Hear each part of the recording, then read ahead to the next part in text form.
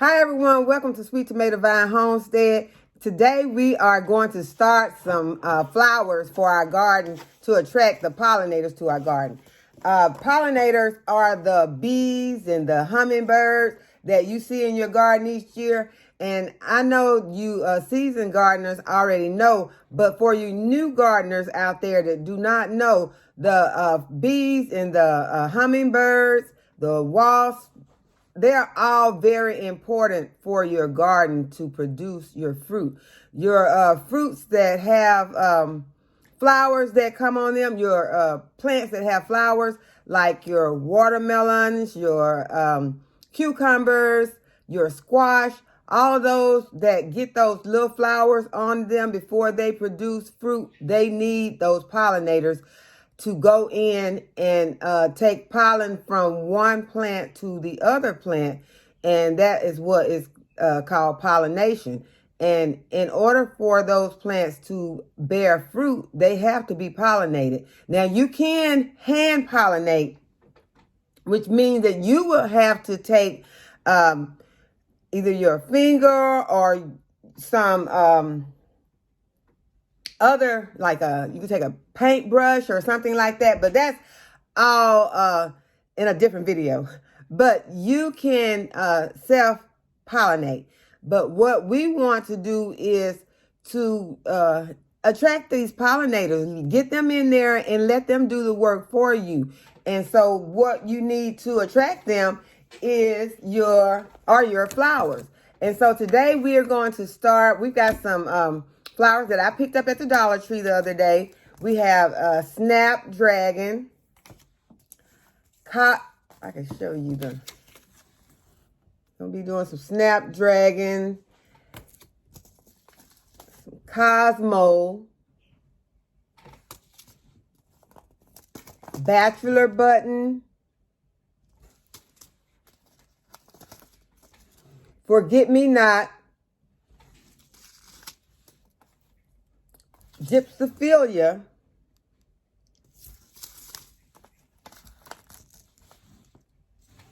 this is a different Cosmo. It has orange and yellow mix. The other one was a pink and red and white mix. Got a mammoth sunflower.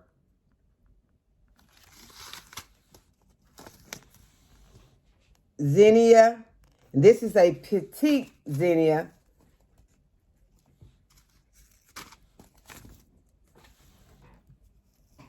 A marigold that is a orange and yellow mix. It's also a petite. And we have another bachelor button. The other bachelor button was a blue bachelor button called Blue Boy. And then this bachelor button is a mix of purples, whites, and reds. This one is a yellow petite marigold and petunia. So we're going to go ahead and get started and get these seeds potted up. I got my trays. I got my soil that is a mix of some peat moss and some perlite. And that's all I put in this mix, and that is because I felt like these seeds are, well, I know that these seeds have enough in them to get them started. What they mainly need is a loomy, fluffy soil that they can get through. And I've already tried it on some other seeds, and they're germinating in like a couple of days. And so the ones I did the other day, I've already taken them to the greenhouse. And that's what I did yesterday. I took almost all of my plants that I had inside to the greenhouse because, y'all, those plants were crowding in on me. They were closing in. And so I decided that, it's going to be like I think 8 more days of like 80s in the day and between 50 and 60 at night. So those plants can take those temperatures out in the greenhouse, because the greenhouse is, well, during the day it's been like 10 degrees warmer than it is outside. That's before I open it up. I want to go ahead and open it up because I had some greens in there and they were starting to go to seed because it was getting so warm in there. So I bought them outside. And matter of fact, I harvested some of those, which I'm going to put in a smoothie today. But I'm going to go ahead and get these trays filled up. But like I said, you just want to have a good soil that will allow your seeds to germinate. Don't go and spend a lot on potting mixes that has a lot, not potting mixes, but starter mixes that have a lot of different stuff in them, because really it's not needed. Because once you get these seeds to germinate, that's the important part with starting your seedlings. After they germinate, then you're going to start adding fertilizer to them. You're going to up pot them into soils, potting mixes that already have some organic matter in it, like your worm castings. So that's why I wasn't worried about adding any of that in there, like worm castings, because first of all, I didn't have any worm castings, but I did have some other potting mixes and some a lot of compost that I could have gotten from my compost bins. But this is a mix that I purchased from the peat moss. I purchased from Lowe's. And it was one of those half price torn bags. So I think I got a great deal on that. And so that's something else. If you can catch your potting mixes on sale, because Lowe's and Home Depot, they're always having some ripped bags. And even Walmart has started go ahead and dropping the price on them. And you see one that's torn, or most of the time they'll already have it marked. They'll take the bag up and they'll, mark it at half, or sometimes, maybe not half, but I was able to get that one for half, and it was a great deal. So if you're able to find those, go ahead and grab those and save yourself some money. But what we're trying to do in becoming more sustainable is to make our own compost and potting mixes. And you can do that by just saving your, when you're shucking your corn, or having watermelon rinds, orange peels, apple peels, dryer lint, paper towels, all of that you can put into your compost. Don't forget your grass clippings and your leaves. Put those into your compost bin. Start a compost bin. Compost bins are very easy to start. They've got some that you can purchase, but you can make sure that you use something that you're going to be able to turn it in, and that you will be able to move it around, that it won't get so heavy on, if you're a new gardener. For seasoned gardeners, they've got all kind of things that they make. They make big bins out of pallets and all things like that. But you might want to start off with something that, like a small or a large trash can. You could keep a pail inside of the house that you would put your kitchen scraps in. Don't use any food, cooked food. Don't use anything like that. or any oils.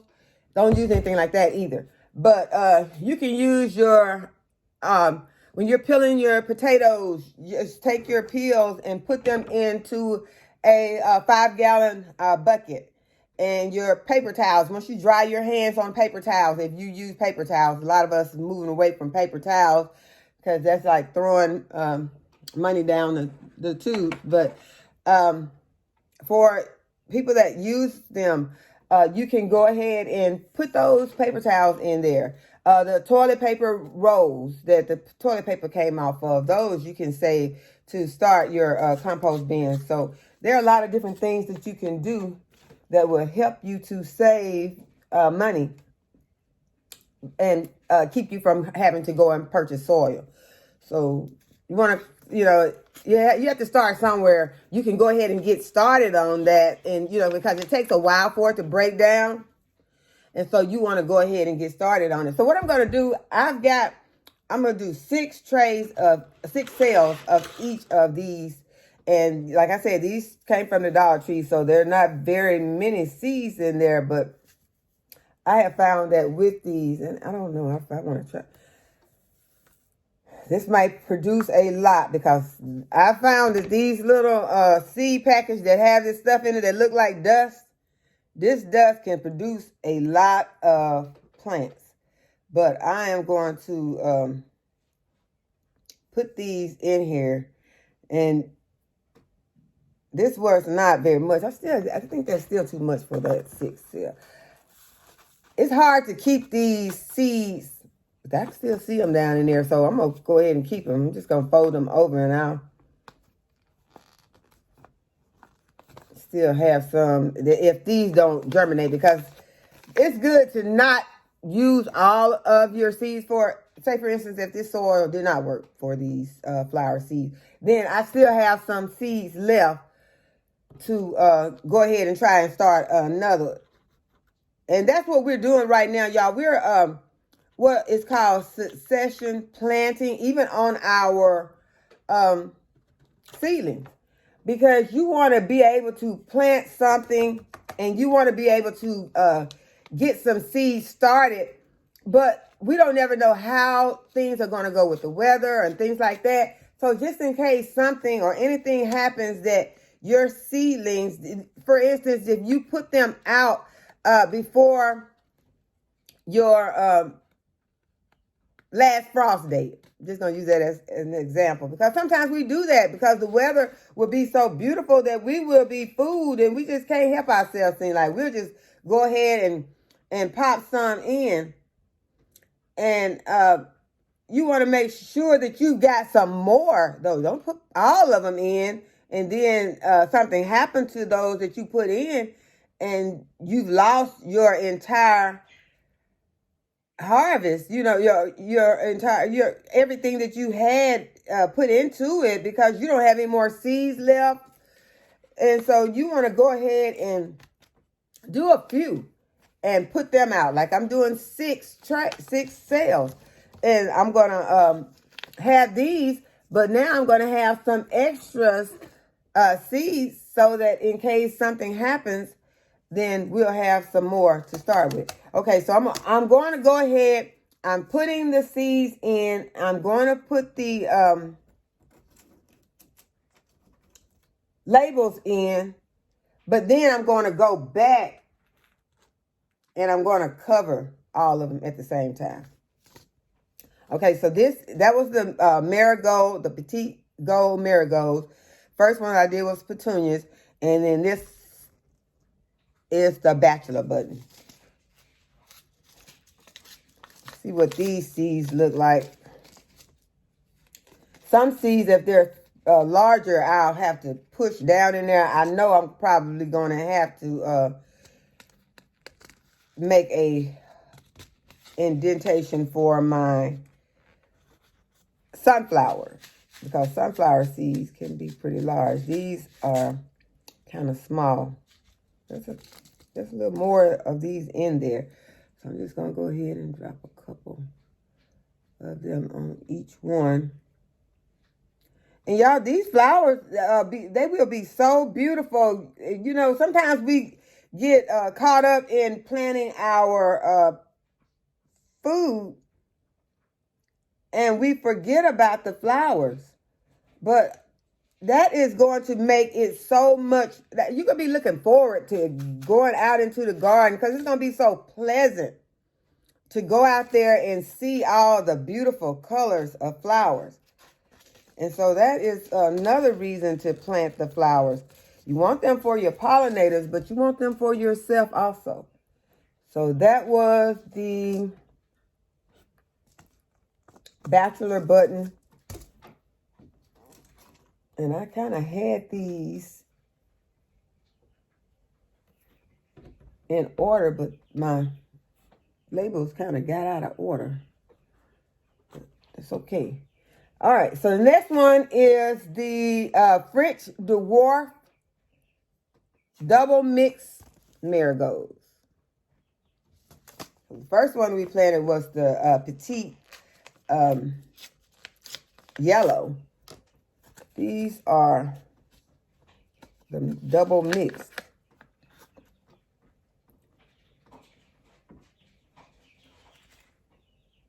So we're going to go ahead and put the label in. The marigolds and the zinnias, they have similar looking seeds. They look really long and slender. And if you've ever grown there before, then you've seen these, because at the end of the season, you can just let your marigolds and your zinnias dry and go ahead and pull these little petals. It's not the petals, it's the little, it's inside the petals. I can't even think of what you call them right now. Well, they're the seeds. Well, you can pull the seeds out of the top of the flower and plant them. Dry them out and then plant them the following season. So that's a good way, to save those. And I'm sure I have some somewhere in my, I know where they're at. They're in my, because I made one of my kids drew the pictures of it on the outside of the seed packet. So you can go ahead and save your own seeds from some of these flowers and some of your other things. And we'll talk about that more later also. This is the zinnia. Now, these zinnia seeds look different. They don't look like those marigolds, like I've seen them look in some other, I guess, varieties. Different varieties have different looking seeds, which that makes sense.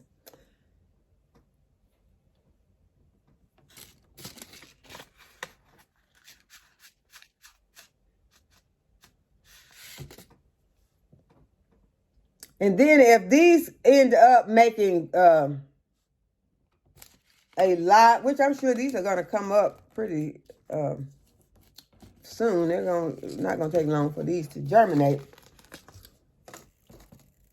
But I don't think with the time being the way that it is, I don't think I'll be up potting these. I think that what is going to happen with these is once they come up, they'll go into the greenhouse and be planted out soon after that. They're not going to, I guess I did not make a label for the zinnia, so I am going to need to make a label for that. Okay, but we'll just continue. I'll go ahead and put my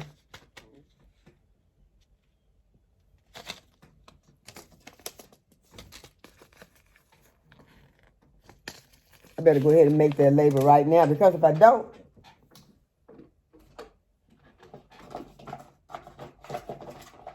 oh, there it is. I did make one. It's right there. Can you see that backwards? Just stuck it over there with my marker that is going out. This marker is going out, so I got another one on order. This lasted me, I know, 2 years, 2 seasons, so it did a great job. So if you don't have one of these garden markers, I think I probably told y'all before, try and get one of these. I ordered this one from Amazon. I'm sure that you can pick it up if you got a good garden center in your area. I don't know. I'm beginning to doubt our garden centers because our Walmart that is the closest one to me, it's not a super center, still don't have any seeds. I don't know what's going on with that. But I have been able to get some. Even the Dollar Tree in McGee has seeds. They just got them because I had been looking for seeds there, but at least they do have them. I guess they thought it was too early to start seeds. But everybody's going to be able to start at the seeds and not being they're not going to be able to make that purchase. But I guess the super centers are doing well, in the other areas. But I wanted some flower seeds from Walmart because I know, they have more varieties. And I consider these varieties that I got, or most of them, just like this mammoth sunflower.